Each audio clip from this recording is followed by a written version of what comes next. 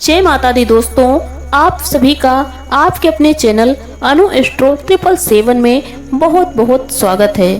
दोस्तों, आज के वीडियो में बात करेंगे कि वो कौन सी सब्जी है जो नवरात्रि में नहीं खानी चाहिए। नवरात्रि में ये सब्जी ये फल खाने से आपका व्रत टूट सकता है। हे अम्बे रानी, जो हमारी वीडियो देख रहे हैं उनके घर में सदैव अपना स्थान बनाए रखना और उनकी झोली खुशियों से भर देना। जय माता दी दोस्तों, 2024 में इस बार माँ दुर्गा चैत्र नवरात्रि में घोड़े पर सवार होकर आ रही हैं। इसे छत्रभंग रंगम कहा जाता है, यानी माता रानी जब घोड़े पर सवार होकर आती हैं तो इसे शुभ नहीं माना जाता। ज्योतिष शास्त्र के अनुसार देवी जब घोड़े पर सवार होकर आती हैं तो समाज और राजनीति में बहुत बड़ी उथल पुथल होती है। मान्यता के अनुसार अगर चैत्र नवरात्रि पर यदि माता दुर्गा घोड़े पर नहीं बल्कि हाथी पर सवार होकर आती हैं तो मान्यता है कि माता दुर्गा का हाथी पर सवार होकर आना बहुत ही शुभ माना गया है और कल्याणकारी भी माना गया है। जीवन सुखमय हो जाता है, भक्ति का भरपूर लाभ भक्त जनों को मिलता है, दिल में सुकून मिलता है। माता वैष्णव भरपूर आशीर्वाद देती हैं। दोस्तों, इस बार नवरात्रि पूरे 9 दिनों तक चलेगी, यानी 9 दिनों तक नवरात्रि का पर्व मनाया जाएगा। ना एक भी दिन कम और ना एक भी दिन ज्यादा, पूरे 9 दिन तक चलेगी माता वैष्णो की पूजा। माँ शेरावाली की विशेष रूप से पूजा आराधना की जाएगी। चैत्र नवरात्रि का पहला व्रत 9 अप्रैल को रखा जाएगा और अंतिम व्रत 18 अप्रैल को मंगलवार के दिन रखा जाएगा और 17 अप्रैल को कन्या पूजन किया जाएगा, जो कि इस दिन नवरात्रि समाप्त हो जाएगी। 9 अप्रैल को घट स्थापना का शुभ मुहूर्त 6:30 से 10:10 तक रहेगा। दोस्तों, चलिए अब जानते हैं नवरात्रि में कौन कौन सी सब्जी नहीं खाना चाहिए और कौन कौन सी सब्जी खाना चाहिए। कौन सा फल खाने से व्रत टूट जाता है, आइए जानते हैं। नवरात्रि में क्या खाएं क्या न खाएं और क्या पीना चाहिए और कौन सा फल विशेष और शुभकारी माना गया है, आज हम आपको विस्तार से बताएंगे। लेकिन आगे बढ़ने से पहले कमेंट बॉक्स में अपनी राशि जरूर डाल दीजिएगा। यदि हमारे पास आपकी राशि के अनुसार कोई उपाय होगा तो वह आकर हम आपको कमेंट के रिप्लाई में बता देंगे, ताकि आपको राशि के अनुसार फल प्राप्त हो सके। राशि के अनुसार किया गया कार्य बहुत ही शुभ माना जाता है। मैया वैष्णो रानी बहुत प्रसन्न होती हैं। एक बार कमेंट में जय माता रानी जरूर लिखें। दोस्तों, शास्त्रों के अनुसार बताए गए व्रत किसी भी प्रकार के क्यों ना हो, उनसे जुड़े पालन का नियम करना बहुत आवश्यक है, क्योंकि जो मन के मुताबिक किया जाए वह संघर्ष नहीं कहलाता। कहा जाता है कि मनोकामना को पूर्ण करने के लिए थोड़ा सा संघर्ष यानी कि तपस्या तो करनी ही पड़ती है। इसीलिए ऐसी मान्यता है कि व्रत को पूर्ण विधि विधान से किया जाना चाहिए, तब आपको व्रत का पूरा लाभ प्राप्त होगा। अति उत्तम और शीघ्र दीर्घायु वरदान प्राप्त होगा। आप सभी की मनोकामनाएं माता रानी शीघ्र पूर्ण करती हैं। ऐसे व्यक्ति को मरने के बाद माता रानी के चरणों में स्थान मिलता है। वह सदैव माँ की सेवा करता है। ऐसा भक्त स्वर्ग लोक में जाता है। इसीलिए हर शास्त्र यही कहता है कि सच्चे दिल से अगर आपके मन में ईश्वर के प्रति श्रद्धा हो तो बिन पूजा पाठ के ही सारा फल आपको मिल जाएगा। और अगर मन में ईश्वर के प्रति कोई शंका हो तो उस मनुष्य को कई जन्मों तक सुख नहीं मिलता, वह नरक में ही भटकता रहता है। भागवत गीता में भगवान श्री कृष्ण ने कहा था, जो मनुष्य सच्चे हृदय से ईश्वर को पुकारता है तो उसका नाता उस शक्ति से जुड़ जाता है जिसे आपने सच्चे हृदय से पुकारा था। इसलिए भगवान भी कहते हैं कि सच्चे हृदय से ही ईश्वर को पुकारो तो वह आपकी मनोकामना जरूर पूर्ण करेंगे। दोस्तों, कई लोग ऐसे होते हैं जो भगवान के सामने घंटों पूजा करते हैं तथा रोते हैं, फिर भी भगवान उनकी कभी भी नहीं सुनते। दरअसल जब आप सच्चे मन से ईश्वर को पुकारते ही नहीं हैं, तो भला वह आपकी पुकार कैसे सुनेंगे। दोस्तों, यह तो थी वह बातें जो भक्त और भगवान के बीच की हैं। अब हम जानते हैं नवरात्रों के दौरान में क्या खाना चाहिए और क्या पीना चाहिए और कौन सा फल खाने से संपूर्ण व्रत सफल हो जाता है। दोस्तों, हमारे चैनल को सब्सक्राइब जरूर करें और साथ ही बेल आइकन को दबाना ना भूलें। आइए वीडियो को शुरू करते हैं। दोस्तों, चाहे मर जाना, भूल कर भी नवरात्रि के दिनों में पानी पूरी कभी मत खाना, क्योंकि इस दिन कभी कभी बीच में शुक्रवार पड़ जाता है और शुक्रवार को माँ संतोषी का वार कहा जाता है।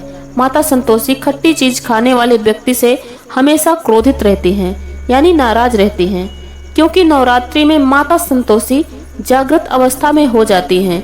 माता संतोषी की शक्ति नवरात्रि में कई करोड़ गुना बढ़ जाती है। नवरात्रि में जब शुक्रवार पड़ जाए तो इमली नहीं खाना चाहिए। माता संतोषी रुष्ट हो सकती हैं और आपको दंड भी दे सकती हैं। साथ में नींबू नहीं खाना चाहिए।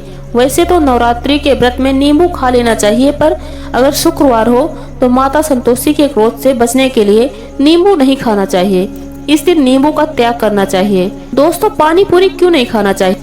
क्योंकि उसमें लहसुन प्याज होता है और खट्टा भी होता है, जो व्रत को भंग कर सकता है, पाप लग सकता है। ध्यान पूर्वक अगर आप शुक्रवार को खट्टा नहीं खाते तो माता संतोषी आपको धन धान्य से माला माल कर देती हैं, आपके घर में अपना वास बना लेती हैं।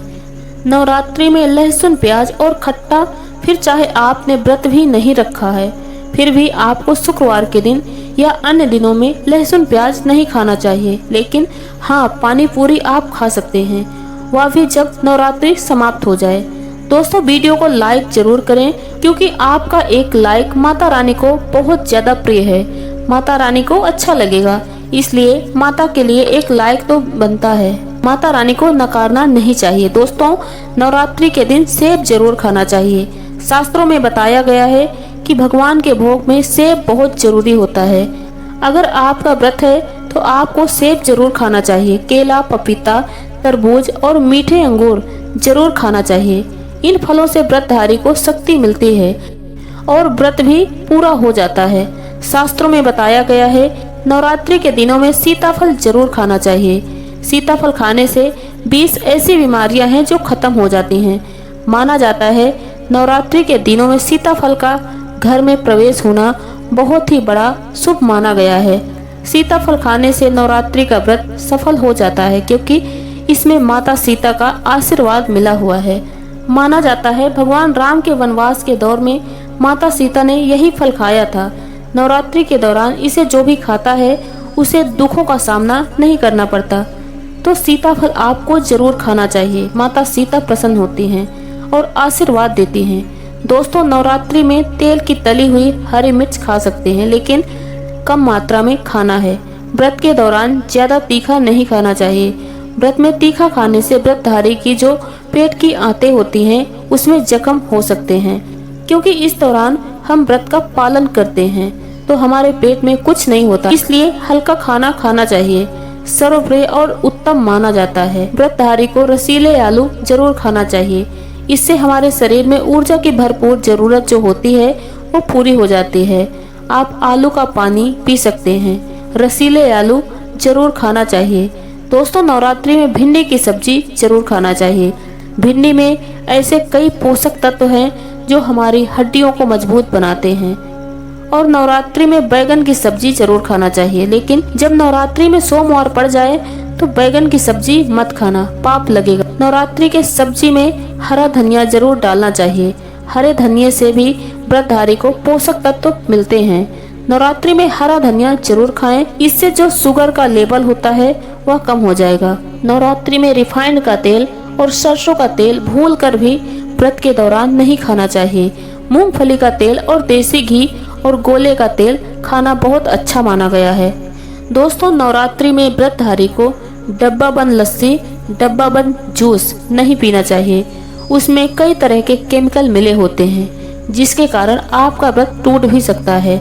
जब भी आप फलों का जूस पिएं तो याद रखें उसमें नमक न डालें। दोस्तों, नवरात्रि के दौरान सिंघाड़े का आटा या कूदू का आटा खाने से पहले यह देख लें कि आटा पुराना तो नहीं है।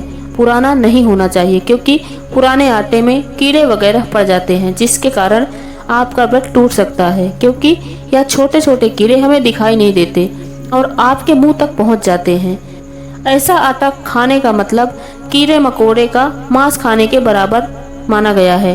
दोस्तों, नवरात्रि के दौरान आप शाम के समय खाने में दही ले सकते हैं और आलू वगैरह भी खा सकते हैं।